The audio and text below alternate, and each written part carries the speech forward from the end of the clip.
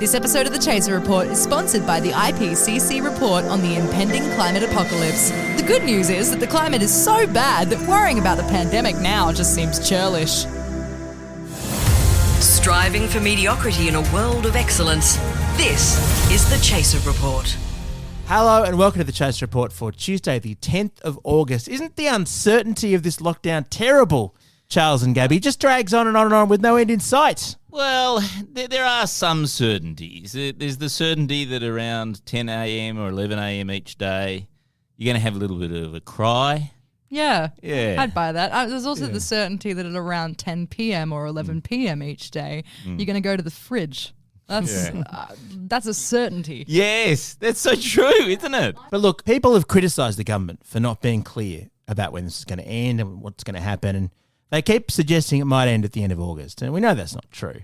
But finally, I'm pleased to say we have certainty through the most important government communication channel. They've actually let us know what's going on at last. Have you missed it? Right. So what is it going to be? Is it going to be... Take a guess at how we've achieved this amazing clarity today.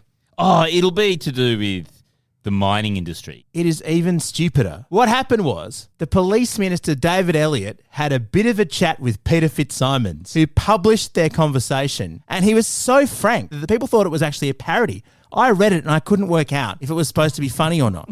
Wait, is this our best friend, David Elliott? David Elliott, Lockdown Diaries, David Elliott? The very same.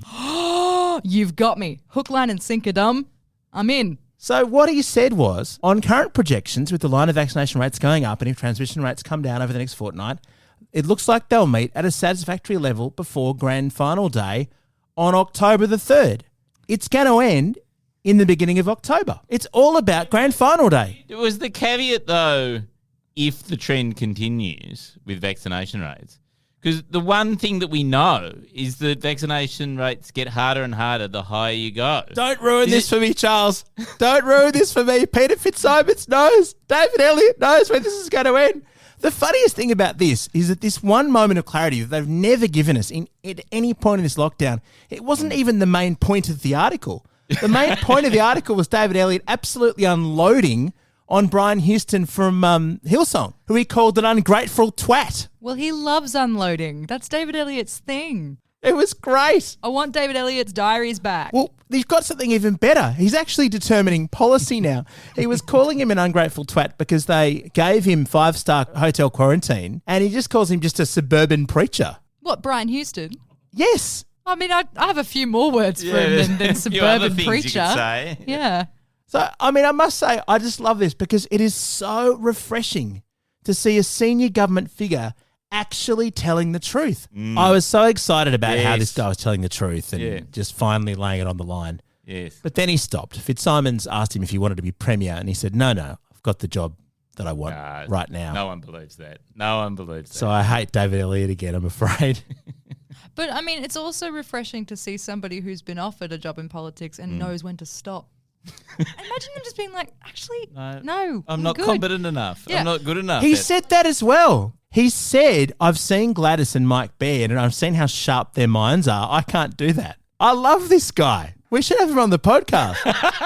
Coming up on the show, I'm going to talk about the new IPCC report that came out overnight, talking about the climate apocalypse. Plus, John from our team thinks that there's a problem with our listener survey. That can't possibly be true. Plus, what else have we got on the show? Headlines with Rebecca De Namuno. Today is officially the final day of lockdown. Experts are praising the government's radical attempt to make sure everyone is at home on census night by inventing a fake virus and locking everyone down. Once the forms are returned on Wednesday morning, Australians should be free to gather outside again. Sky News has officially deregistered their popular Pornhub account following news of their channel being unbanned from YouTube. A spokesperson from the media organisation said that they no longer needed to upload on Pornhub since YouTube has welcomed them back and agreed to stop censoring videos of massive dicks. Iranian Olympic karate champion Ganjzadeh becomes one of the world's first unconscious gold medalists, having won his medal after being knocked out. This trend follows the banning of alcohol following the Islamic Revolution in 1979, as a record number of Iranian alcoholics have signed up as Olympic athletes, looking for more creative ways to pass out. That's the latest news you really can't trust. I'm Rebecca De Unamuno. Today's episode brought to you by the IPCC report on the impending climate apocalypse. Sure, we've destroyed the planet, but it did make a bunch of dudes unbelievably rich. So, there's that. Now, overnight, the IPCC, which is the International Panel on Climate Change, which is a UN body, released its report, which is the first update that it's had in about 5 years about the state of the planet. Are we fine? What do you reckon it said? Do you reckon it said everything's heading in the right direction? Yeah. Yeah. I reckon it said that the Great Barrier Reef is supposed to be white. They talked to Pauline Hanson and she convinced them that there was all rubbish. That's what I'm doing. Yeah. No, actually, it turns out that we're on the path to climate apocalypse and we're definitely all going to die in a fiery inferno. And along the way, there'll be these massive weather events that destroy all our bush and our air. And I really like coming on the podcast when Charles has a segment that he wrote. Do you notice that, Dom? Like, I love knowing that when I tune in to listen to Charles, I know it's going to be an uplifting, beautiful, heartwarming conversation. That's true. And in fact, I remember the last segment like this, Charles, which means that all this is moot because we'll all be dead already from the Lambda variant of COVID. So no, I've got some good news because I think actually the IPCC has got it wrong. Oh. What do you mean? The experts who spent 5 years studying every last detail of the climate, you reckon off the top of your head that they're wrong, do you? Yes, all these scientists. I mean, what did scientists know? But also, I think that they've ignored, because I briefly flicked through the report, and there is not a single mention of the fact that the straws from McDonald's are now made out of cardboard. They're not made out of plastic. That's an oversight. Right? That's an oversight. They haven't taken that into account when they're calculating the climate apocalypse. Of right? course. And not a single mention of the very widespread prevalence of wooden forks. Right. So, You know? so your reasoning for why a study regarding weather events ruining the world as we know it comes down to whether or not we're using plastic sporks and plastic straws. Well, no, not just that. Oh, not just okay. that. Sorry. They didn't mention at all the fact that I never ask for napkins when I get takeaway. Oh, well done. Never. Craig Rucastle, step out of the way. We've got a new wildlife warrior over here. Yeah, no, when the Uber driver delivers to Charles's house and uses all that carbon to drive there, you never have the extra cutlery, do you? No, but Dom, nowadays a lot of the Uber drivers, they aren't driving cars, they're driving those little bicycles. Again, another thing that the IPCC just frankly has not taken into account. And the fact that they're saving so much money on underpaying all of those Uber drivers is putting more money into the hands of climate activists. Charles? Exactly. Uber drivers can't emit much carbon because they can't afford anything because they're so underpaid. It's perfect. Charles, have the IPCC taken into account the way people like to put at the bottom of their emails, please consider the environment before printing this email? I mean, admittedly, that in some cases makes it take a second sheet of paper just to get that one line out. But a lot of the time, that's got to be having an impact, doesn't it? Oh, I think you're right. I think there's all these areas that the IPCC, with their highfalutin, this many coal mines, this many gas plants burning, they've forgotten the details. What about Earth Hour? Yes, Earth Hour. My sense was always that if things were starting to get serious with the climate, we'd just have a second Earth Hour at some other point during the year and we'd sort it all out. This is no word of a lie. I genuinely believe once the Earth gets to the point of only half apocalypse where, there's going to be a curfew on everybody, can't go out past a certain date, the government in action at that time are going to rephrase it like Earth Night. And everyone's just going to grow up thinking, oh, we do it because we want to, not because we have to live. And I'm calling that now. It is 2021, the 9th of August. And in 60 years, if you find me, if I haven't already euthanized myself, I want to be proven correct. Yes, it'll be every night is Earth Night. Yeah. Finally, as you say, they do actually mention the Great Barrier Reef in their report. Do they? Approvingly, Yes, I Beautiful presume. colours from white to white. But they didn't take into account the fact that it actually isn't dying because that decision got overturned. Ha! Oh, so it's not dying because a person said that it's not. Yeah, because Australia lobbied and they voted that it wasn't dying after all. Oh, Yeah. well, that's nice. Yes. And It's as nice soon to as hear, isn't it? I mean, I think the Environment Minister in another week or two is just going up there to brief the coral polyps on that Yes. decision, and then they'll stop dying en masse. Yes, exactly. I mean, it's going to be a great moment. Yeah, we've all had a vote. Sorry, you're not dead. Today's episode of the Chaser Report brought to you by the IPCC report on the impending climate apocalypse. Sure, the environment is bad and catastrophic weather events are going to become a regular part of life, but it does make terrific television. Okay, so in this conversation we have Charles, we have Gabby, and we have John, who's a writer for The Chaser, and we have my daughter, who's performing the song Let It Go from Frozen in the background. So this conversation brought to you by Lockdown. We're all in different places, of course. John, you have a concern. Yeah.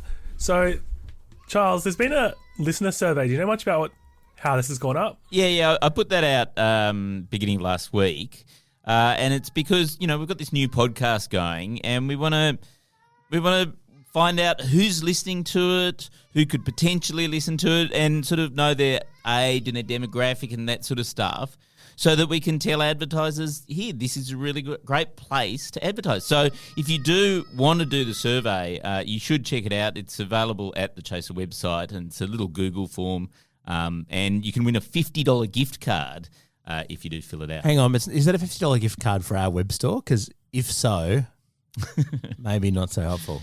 No, it's a proper gift card. It's like a Visa gift card. Cool, I just wanted to double check if Charles knew about it, and because I wanted to see if he would take responsibility for it. Yeah. What's happened? What's he done? Why? What? Before I'm not going to just be mean about it, but No, do it. Well, just first, Dom and Gabby, if you were to do like a short, quick survey to see what kind of demographic, how many questions would you ballpark a quiz being? Oh, like, I don't know, 5? 6, 7 maybe, tops. Yeah. Got about 40. 40? Are you joking? No, I went through and counted every question. There's 40 questions.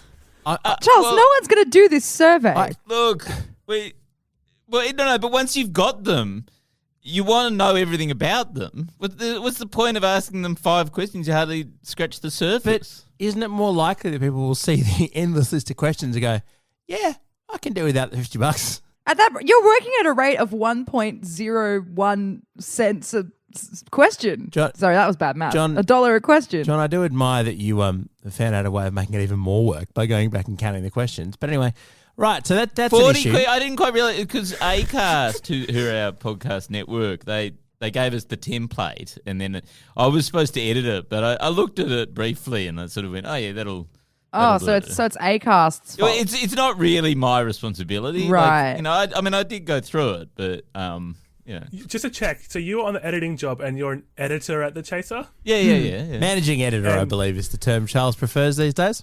And you didn't read through it? What do you mean? I did read through it. I did. I totally read through it.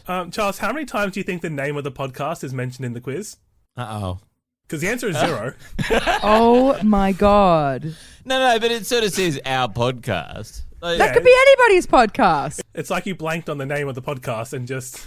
It's in the name, Charles. Look, I think it's colloquial. It's like, we all know what we're talking about. We do, but somebody who stumbles across this bloody 40-question personality quiz isn't going to know. The census has more questions. But on the bright side, they may think that they've stumbled onto the Hamish and Andy survey. We might get more desirable people filling it out. Well, how about we go through some of the questions and we can see how well the questions go. So the first question is quite good. Like, what is your gender? Male, female, non-binary, or prefer not to say. Mm. There was a bit of a hiccup on the second question, being how old are you? Yeah. Because the original age range went up was 18 to 24, 25 to 29, 35 to 39, and then going up in increments of 5. Yeah. Yeah. Wait. So actually, it's interesting because somebody did pick that up. Actually, people started complaining, "Oh, my age is not there." Right? I was thinking, that's really odd. And then I noticed, actually, like it was at 30 to 35 was not included. So but I included that. I actually went back and changed the form. It was after 450 people had answered the survey that I'd done that. Hey, hang on a sec. Are you saying 450 people have filled out this survey despite it having 40 questions? Our listenership is engaged. We have people who love us. I don't know if that's true. Maybe there aren't enough questions. Charles, did you edit it this morning? Because the next question is different to what it looked like last night. Oh, go on. Expose it, though, John. Oh, no. And it's also not been fully fixed yet. Oh, really? Classic. Oh, no. Did Charles try and Did I do a fix it? bad job? Did Charles try and fix it? So the next question is, where do you live? Which also had complaints immediately when the tweet went out. Because it splits up all the states into metro regional areas. And then it said other. Oh, my God. So it missed Northern Territory and ACT. Did we include Tasmania? Because that's the other one that wasn't included initially. You've hit on some of the more forgettable places, to be fair, but am I just getting the sense that... So we scheduled yesterday to have a conversation where John gave his feedback about the form. Did you go and fix it before the conversation? No, well, because I had a conversation with him about this conversation yesterday, Oh my God. just preparing what it would be. And he mentioned some of the things, and I thought, that is actually, I need to fix that up. Because, yeah. So word to the listener, Charles isn't ever putting on this facade of bumbling idiot. He actually just is one. Also, as a writer, I want to point out now to all the tweets that say whenever there's a spelling mistake or grammatical mistake that we need to stop letting interns edit. That's not what causes those problems. Judging by Charles's wonderful but amazingly error-filled article on The Shot earlier this week. We do need a proofreader. I got several people to proofread that. Who are the people you're getting to proofread? Oh, they're not very good at proofreading. I don't know. They all went to public schools. That's the problem. We've had 1,192 responses to this survey. Wow. And look, and hardly any of them live in ACT anyway. In fact, none. None Well, of that them wasn't live an in option ACT. until yesterday. What useful information have we gleaned from this survey so far? Well, I thought we could skip to some of the questions that actually seem like they're trying to find out about our listeners, so we're not going through all 40 questions. Most of the questions are to what extent do you agree or disagree? Some are pretty normal, like do you like celebrity endorsements? Do you like it when brands ask about sales, etc., which makes sense when you're looking for advertising information. There are some that are a bit weird. There's a question asking do the benefits of receiving ads outweigh the fears I might have of being tracked online by big organizations? What? I like the idea that these two negatives can't cancel each other out. Yeah, I love it. It's just sort of utilitarian approach to. Did we survey listeners about how many minutes they enjoy of the podcast being devoted to meetings that probably could have been handled internally?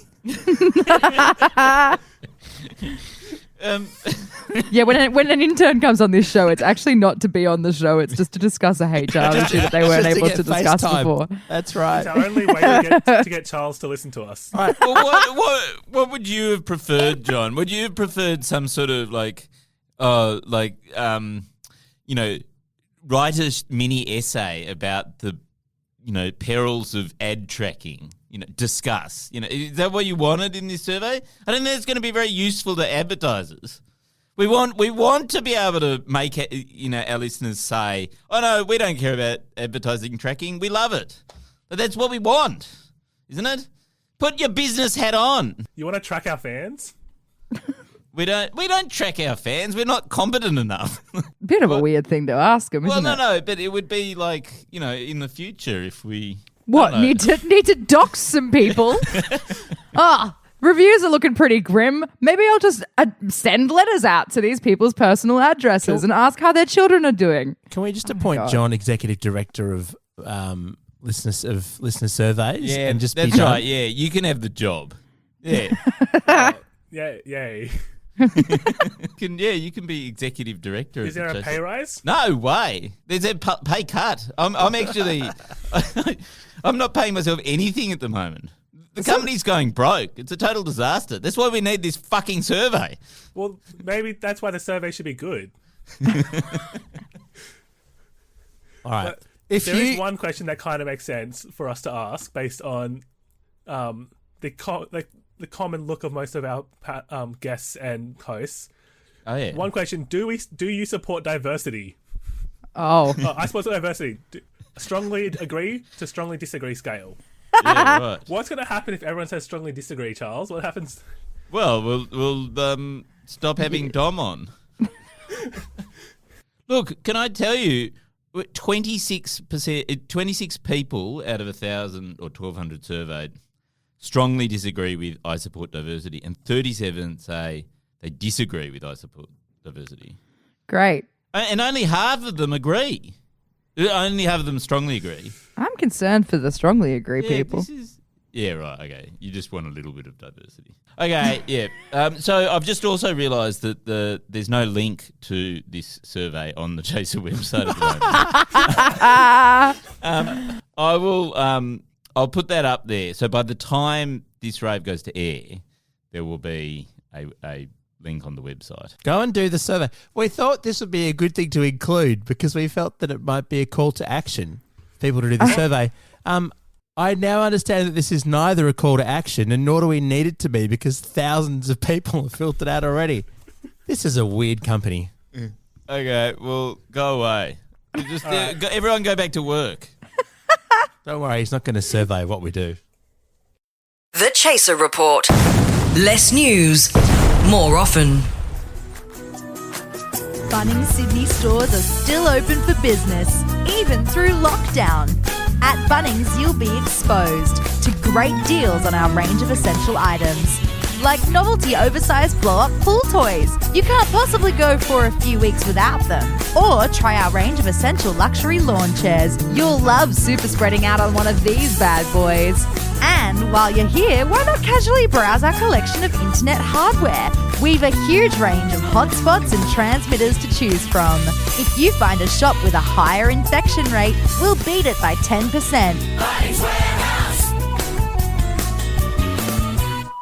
So before we go, I just want to tell you about my weekend. Righto. Yeah, let's make this longer for that reason. Great, go ahead. I don't know whether you remember, but a few weeks ago, I was talking about how the one advantage of lockdown is that I've come up with a really good game with my kids. Oh, yeah. Which is, we go down to, there's this half pipe at the skate park. Oh, yeah. And we play what we call 3D Pong, where we have the ball, and the whole thing of the game is to actually get the ball out, because it's so much fun to then slide down to go and get the ball. And it's this whole elaborate game, do it all the time. Yeah. Anyway, Friday afternoon, last Friday, it's sort of, literally looking forward to just, stopping work, taking the kids down, play some Pong. This is the nice. one thing that makes lockdown bearable. Right. And we get down there, and there is a bulldozer, I shit you not, a bulldozer bulldozing the half pipe. They have destroyed the half pipe. They found out about your game Yeah. and they said, not on our watch. It's literally the first physical game that I've got into with my kids in their 12 years of being on this planet. Where it's just like we all enjoy it. It's like the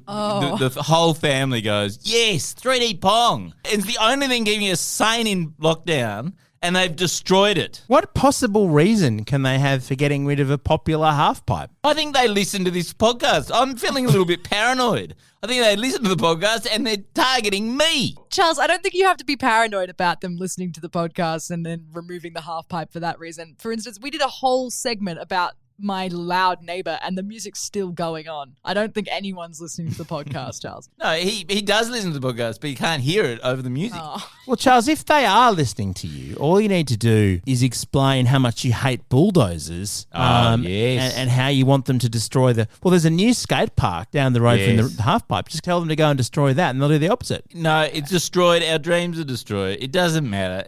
Nothing matters anymore because we're all going to die in a climate apocalypse anyway. So Charles, who cares? when you do die in a climate apocalypse, do you want us to scatter your ashes on a half pipe if we can find one? Because then they'll slide down. It'll be really fun. Oh, no, wait, no, I've got it. We put your ashes in a ball Yes. and then we bring it back. And then you lose the ball, which Lose was the point of the game. Yeah, lose the ball in the half pipe. Charles rests forevermore. Okay, can we leave this podcast now? That's how we end it. Can we go? I must say, though, Charles, congratulations on finding a new level of bleak. I can't wait to find out what the reviews say. If you want to leave one, go to Apple Podcasts. We appreciate 5 stars, but haven't been any stars, you think. Just mention Charles's new levels of bleakness. Or a new set of rules for what's the game called? Pong. Pong. 3D Pong. Well, your body will start to pong in that tennis ball, I guarantee it. Our gear is from Rode Microphones, and we're part of the Acast Creator Network. Catch you next episode, where Charles will find a new way to milk more misery from the existence that we all share. See ya. Bye.